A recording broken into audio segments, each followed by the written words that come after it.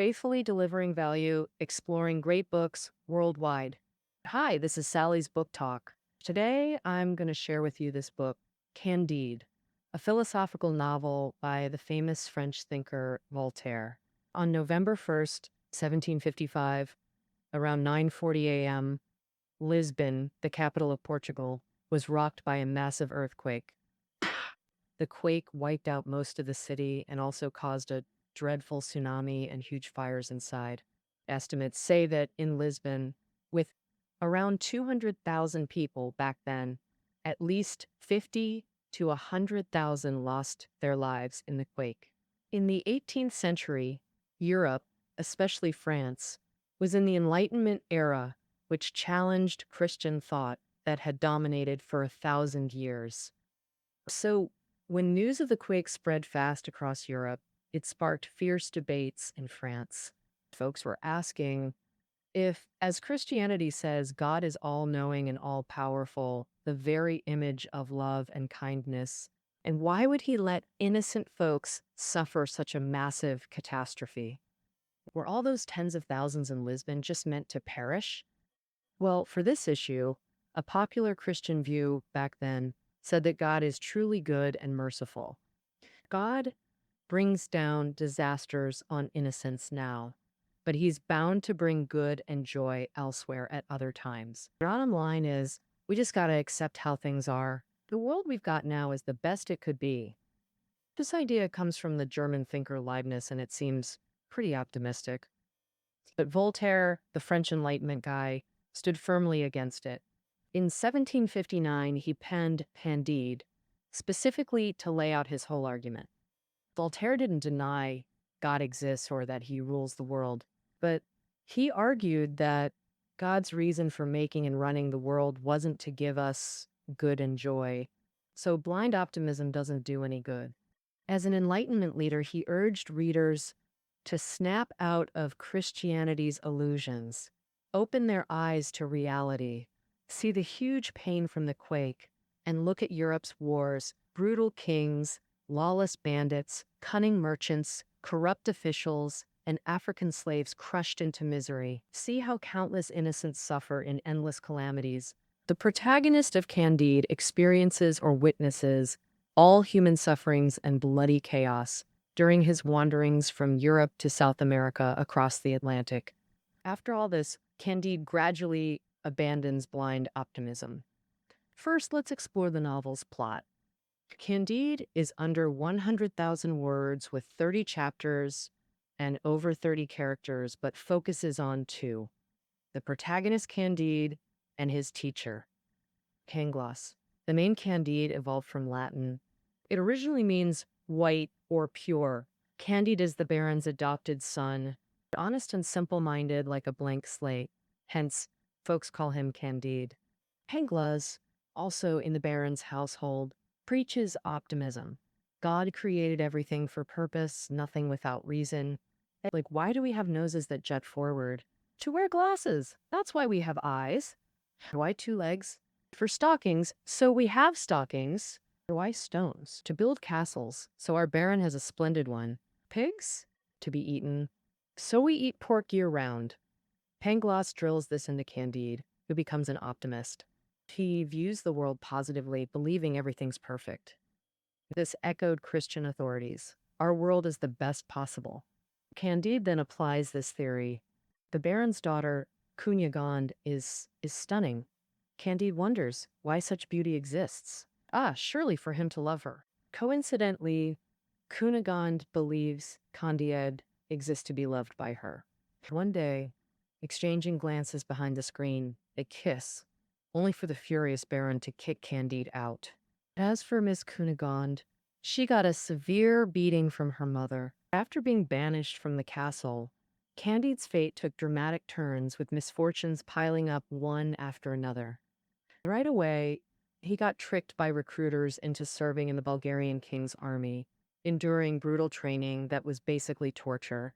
One day, thinking he could walk off with his own two legs, he left camp only to be caught, whipped 4,000 times, and almost beheaded. Later, when his unit scattered in battle, Candide narrowly escaped with his life. Ragged and starving, he trudged westward begging, all the way into Holland. By then, he was nearly dead from hunger, but luckily a kind soul saved him. Then he unexpectedly met his teacher Pangloss, now a beggar covered in festering sores. Pangloss told him Bulgarians had destroyed the Baron's castle, killing everyone, including Miss Cunegonde.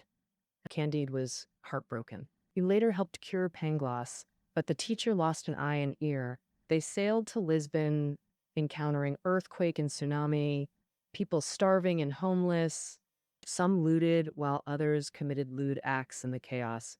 So, the kind man who saved Candide got pushed into water by a sailor and drowned. Candide was utterly grief-stricken. But Pangloss calmly insisted the disaster, suffering, even his disability had purpose. Some suffer so others prosper. Yet right after saying this, Pangloss himself met his doom. Lisbon's superstitious folk believed executing people could stop more quakes.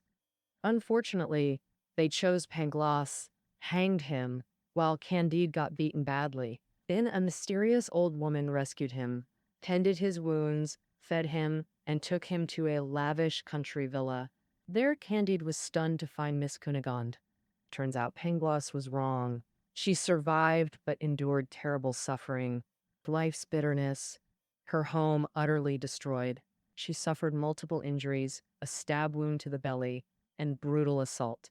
Forced to serve multiple men, a Bulgarian officer, an inquisitor, and a Jewish merchant, these scoundrels all wanted to possess Cunegonde long term. They kept her in this villa with the old woman tending her, visiting periodically. Candide was furious. One night, when the Jew and inquisitor visited separately, Candide stabbed them both and fled with Cunegonde and the old woman. And one night, to make matters worse, Cunegonde's jewels got stolen on the road. Though Pangloss was gone, Candide still sought explanations in his mind, sometimes crying out, "Oh, Pangloss, if only you were here." Recalling Pangloss's theory, if Europe was suffering, the New World must be blissful. So they fled to Lisbon's port, boarded a ship bound for South America. On the ship, hearing Cunegonde lament her fate, the old woman shared her tragic past. She was actually a former pope's daughter, raised in luxury until pirates captured her, sold into slavery in Morocco, survived tribal wars, then sold through Italy to Algeria, where she barely survived plague, later passed through merchants' hands, sold to Turkey. An officer took her to battlefront. When troops got surrounded, she nearly died. She survived, but Turkish soldiers cut flesh from her buttocks. After escaping, she was enslaved by a Moscow noble for 2 years before fleeing, wandering through odd jobs until serving Candide. Each character's ordeal grows more horrific, yet Voltaire narrates with lightness. Like when Cunegonde describes her family's destruction, parents and brother chopped to pieces.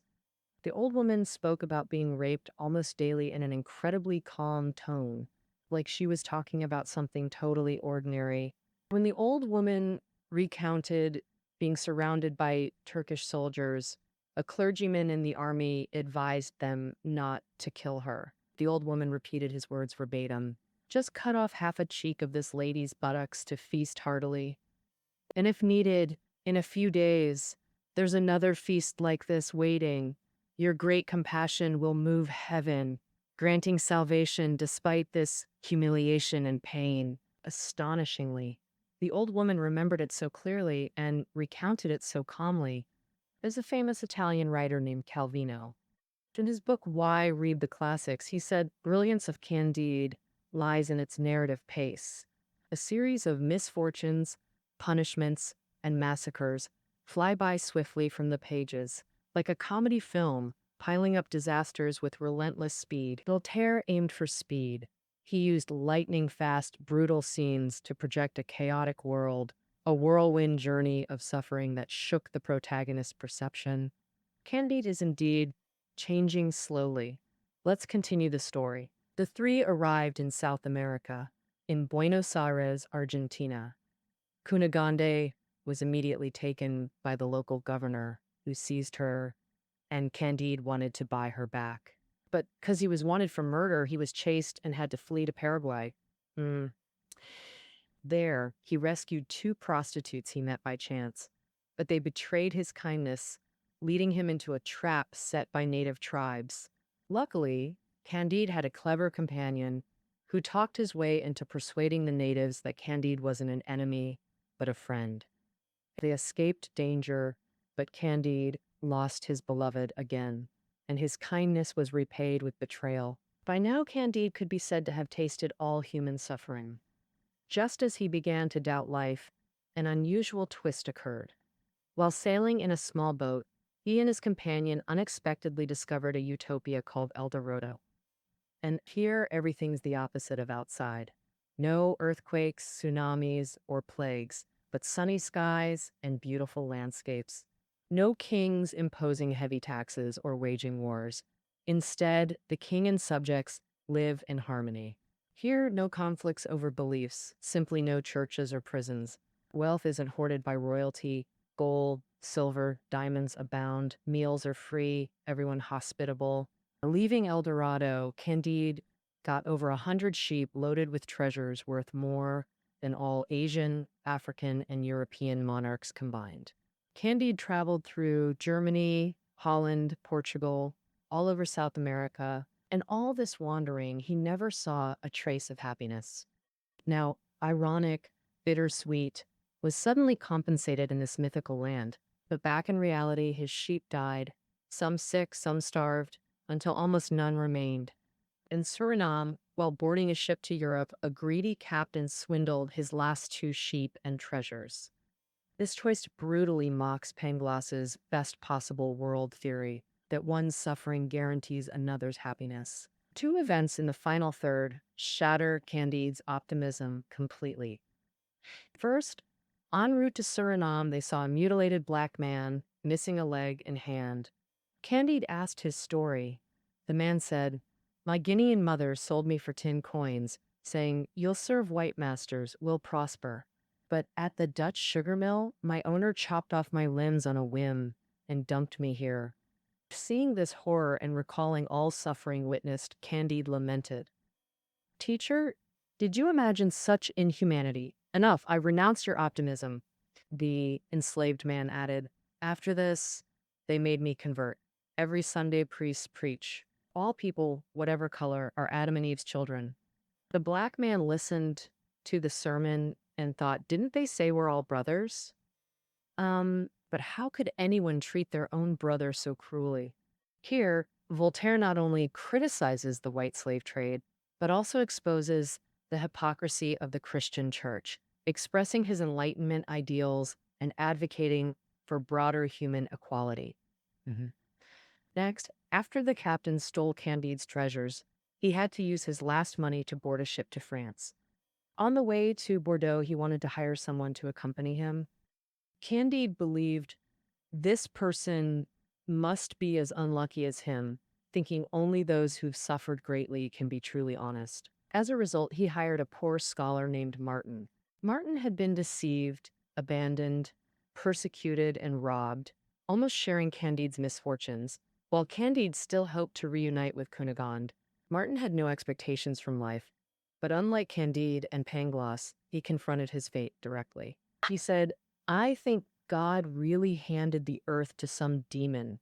Every city here wishes for others' destruction. Every family here wants to wipe out others completely. In this world, the weak and strong are irreconcilable. The strong treat the weak like sheep to be slaughtered, while the weak grovel but secretly curse." In Europe, whether on land or sea, there's war everywhere, robbers everywhere, killing and looting. And even in cities that seem peaceful and prosperous, people's hearts are filled with jealousy, anxiety, and worry. Clearly, Martin doesn't believe in good or evil, nor that happiness must follow suffering. He simply doesn't believe in this optimism. He believes this optimism essentially makes people resigned to fate and do nothing. Through conversations with Martin, Candide gradually became influenced. Later, at sea, they witnessed a fierce battle between Spanish fleets and Dutch pirates. After returning to Europe, they visited England, France, Holland, Venice, and finally Constantinople, witnessing more famines, wars, and disasters along the way until Candide completely changed his views. He learned that people must focus on the real world, use free will, and strive to decide and change their own destiny. In the final chapters, Candide's teacher, Pangloss, miraculously reappeared alive. Turns out, during his Lisbon hanging, the shackles failed, saving him. He joined Candide and Martin's group. But now he and Candide spoke different languages. Pangloss clung to his optimism. This near-death experience made him believe more in God's mercy and the world's perfection. Candide also reunited with Cunegonde and the old woman, though hardships left Cunegonde aged and plain. Still, Candide married her. The group settled, Candide bought land, everyone worked, soon living comfortably. At the novel's end, Pangloss tried conversing with Candide again, discussing God's plan. Isn't the world perfect? Everything interconnected? If you hadn't kissed Cunegonde and been banished, you'd never have endured those trials and risks. Without that journey, you wouldn't be here enjoying peanuts and sweets now. To this logic, Candide simply replied, "Well said, but let's cultivate our garden." This is a profoundly meaningful ending. Candide's "let's cultivate our garden" encapsulates the novel's core message. Voltaire argues that all suffering, natural disasters, wars, robberies, frauds, superstitions, happens independently of God or supernatural forces. Even if God exists, he's indifferent. Prayers or pilgrimages to supernatural forces are futile. Only by accepting human limits and focusing on reality can we change fate. However small, we can always tend our plot of land to transform the world from wasteland to garden. Start with your own soil. Voltaire's phrase powerfully declares the true value of labor and work. That concludes Candide's story, a picaresque novel where Voltaire uses satire and exaggeration to depict a harsh reality through comedy. Candide seems indestructible, enduring abuse, violence, and exile unscathed, clearly fictional. Yet, these tragedies weren't invented, they're grounded in reality, beyond real disasters like Lisbon's quake. Conscription traps, pirate abductions, stolen goods, executions of innocents, slaves mutilated by owners. All such evils were compiled by Voltaire from contemporary newspapers and eyewitness accounts. For example, Candide's punishment in the Bulgarian army, soldiers lining up to whip him as he walks through, it was something Voltaire witnessed firsthand at the Prussian court. Due to its dark themes and satirical attacks on Christian authority, Candide faced backlash from both government and church.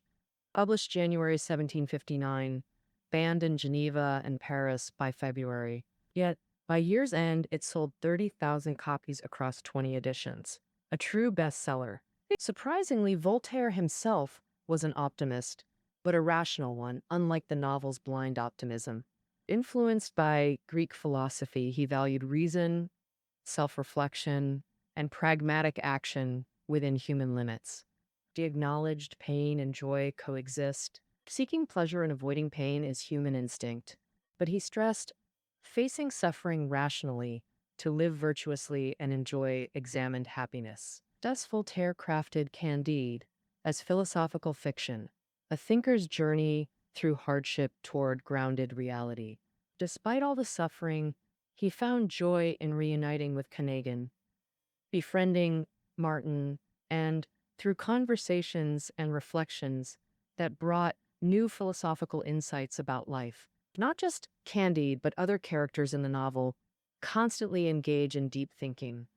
For instance, the old woman asks, "Which do you think is actually worse? Being raped hundreds of times by black pirates, having buttocks mutilated, enduring forced labor, beatings, whippings, gut wounds, or being stuck here with nothing meaningful to do?" The old woman longed for work and a truly rational existence. Evidently, idleness is more unbearable than enduring suffering. Candide's garden metaphor shows how rational people confront suffering, focusing on tangible tasks to find inner peace. Hence, Voltaire said life involves enduring earthquakes and tsunamis. Indeed, life itself is a seismic catastrophe. But even drifting in a lifeboat, one must never forget to sing sincerely. For Voltaire, this novel marked a personal milestone. It became his most popular work, revitalizing the 65-year-old spirit through its success. In his final 2 decades, he battled authorities, championed reason, rescued persecution victims, evolving from renowned intellectual to radical reformer who led the Enlightenment's peak. All right, that concludes our exploration of Candide. Reading notes are below the audio. See you tomorrow.